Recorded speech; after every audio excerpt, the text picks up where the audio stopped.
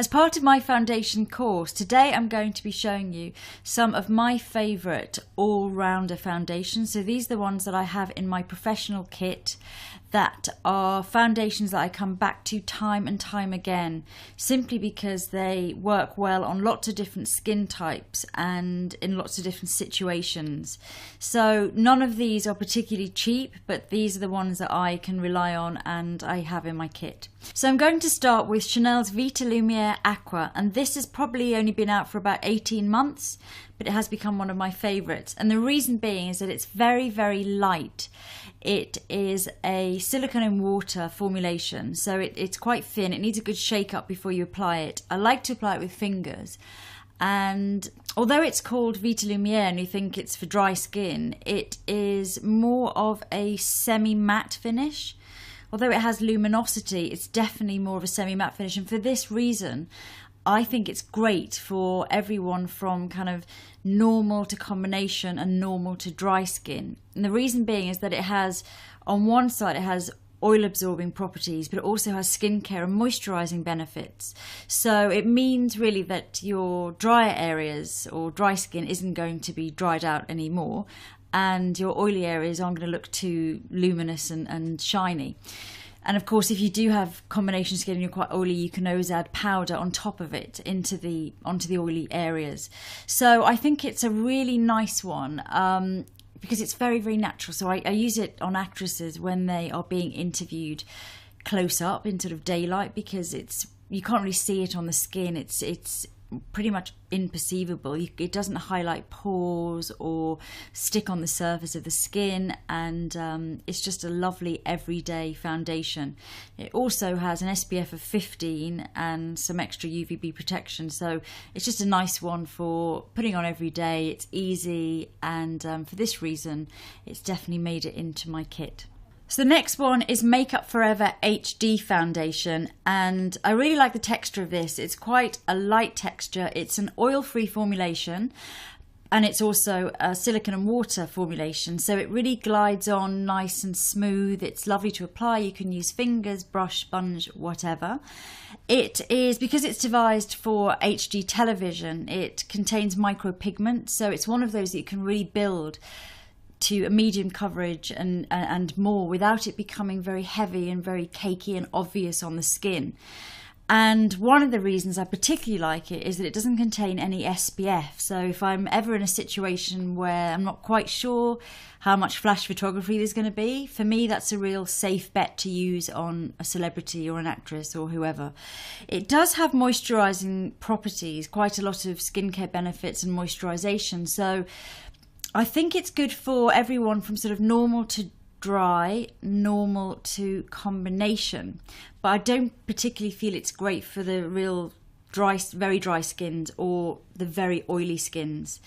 You can, however, use it on a combination skin and use a little bit of powder, but it's just a really nice all-round formulation that is easy to apply. It does look natural, but you can get quite good coverage from it. And one of the best things is that it has 25 shades. So if you're someone that finds it hard to find the right shade for you, there is a great spectrum there of colours. The next one is MAC Pro Long Wear, and this is a super long-lasting foundation that I particularly like to use when I am shooting something where, I don't know, it's really, really hot, or I want a really good coverage on the models or something like that. It is a medium coverage, but it's buildable to heavy, I'd say, and full coverage. So it's good if you are maybe going out in the evening and you want something that's going to really stay on, really give you that, you know, total uniformity if you do need quite a bit of coverage. And it only has an SPF of 10, so it's quite a low SPF, so it photographs pretty well.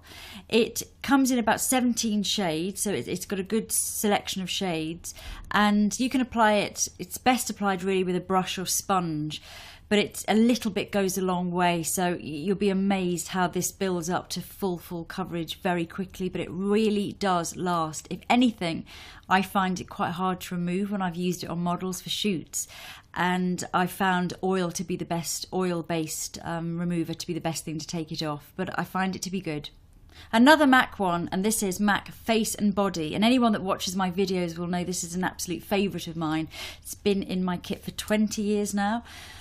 I absolutely love it. It's a very light coverage foundation, so if you want a very natural look and you're prepared to do a little bit of concealing afterwards, or if you're someone that just naturally has very good skin, it is perfect. It's a water-based foundation. It needs quite a lot of shaking up before you use it, and it's quite a strange texture if you're not used to it. It comes out sort of watery and a bit gloopy and a bit sort of strange. I find that fingers are the absolute best way to apply it, and it really needs working in a lot. So you have to kind of, you feel like it's almost not going to work, and then suddenly it just sets and it's beautiful. It's extremely long lasting and water resistant. It contains a very strong film former, which means that's what you sort of feel when you're applying it, the film former sort of settling.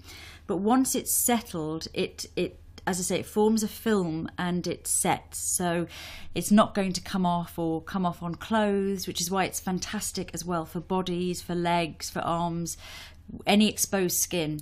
It has no SPF, so again it's a really nice one if you're unsure if you're going to be photographed, and for me that's a real godsend. And it's just a great product. I go through mountains of it. This is the 120ml size that I use. It comes in 13 shades, and they're really good shades, but you can also get a 50ml, which I'd say if you're not going to use it that often, if you're not someone that maybe likes a light coverage every day, then we're just going to use it for weekends or something, then get a smaller size, because if you just leave it to sit there, the texture can go a little bit strange, again because of the film former. The film former in it actually is so good that I sent it several years ago to a lab that I was working with to have them analyse it and break down all of the ingredients, because I wondered what the film former actually was, and it came back that it's the same ingredient that's used in, you know, those dual lip products. Lots of brands make them where one side really stains your lips and then there's a gloss the other side, and it contains that real staying power that they have in, which explains why it just doesn't come off. I mean, you can get in the shower practically if you've got it on your body and you can see the kind of water rolling off it. So I use it loads on shoots, and it's as I say, it's a classic, and it's great for so many different skin types. It's not too dewy, it's not particularly matte, it's in the middle, it's a natural finish. So if you are oily, you will need to powder, but it's a classic. My next all-rounder is Giorgio Armani Luminous Silk Foundation, and this is a great foundation. It has a lovely smooth texture. It's a silicone-based foundation, which you can apply it quite light, but it's sort of a medium coverage, but you can either take it down to light or build it up to heavy coverage, full coverage. It is a joy to use. It's great for so many different skin types. It has a mixture of it's oil free, but at the same time it's quite hydrating. So for that reason, it covers again everything from the normal to dry and the normal to oily. If you are oily though, you'll find that it hasn't got enough absorbency, so you will need powder, and it's probably not great for very oily skin. But it's one of those that I know lots of wedding photographers and wedding makeup artists and things use, because it does photograph beautifully. It has something about it which is sort of luminous but without shine. The pigments are beautifully blended, and it just creates that lovely flawless look without ever looking heavy or dense. So it's a really good foundation.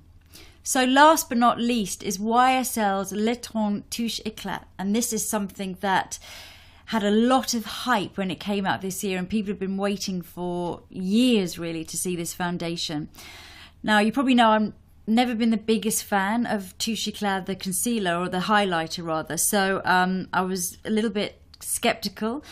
But I have to say, this foundation is absolutely fantastic. I think it's one of the best all-rounder foundations that have come out recently, and it's absolutely made it into my kit. The reason being, it's very densely pigmented, but you only need the tiniest amount, but it glides on beautifully. It has the most beautiful optical blurrers, so you get that luminosity and that flawlessness without ever looking heavy. And it's one of those foundations that when I've worn it, people say, oh, your skin looks amazing, you know, you look great.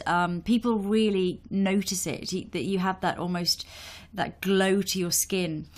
It is one that I'd say is good for lots of different skin types. I wouldn't say it's great for very oily or extremely dry, but I think everything in between it can cover, and particularly because you can use oil absorbing powder over the top. It can be applied again with finger sponge or brush, whichever one you prefer. My only issue with it is that it is SPF 19, although it's a very sophisticated SPF, and it's probably less likely for you to have flashback. I was nervous about using it on anyone on the red carpet until about 2 months ago, when I worked with an actress who had this in her makeup bag and she asked me to use it for the red carpet, and I said, oh, you know, it'll be your responsibility because I'm worried about the SPF. Having said that, it looked great. I looked at all the pictures the next day and there was no flashback at all.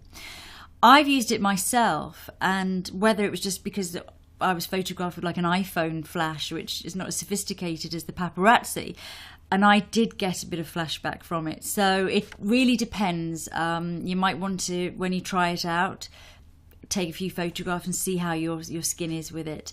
But I'd say it is a really, really beautiful foundation that I really enjoy using. It's an absolute pleasure, and it does make the skin look stunningly beautiful. So that's it for my favourite all-rounder foundations. But I do also have 2 other videos in this series for dry skin and oily skin foundations, so please check those out if you fit into either of those categories. But I hope that was helpful, and I'll see you soon.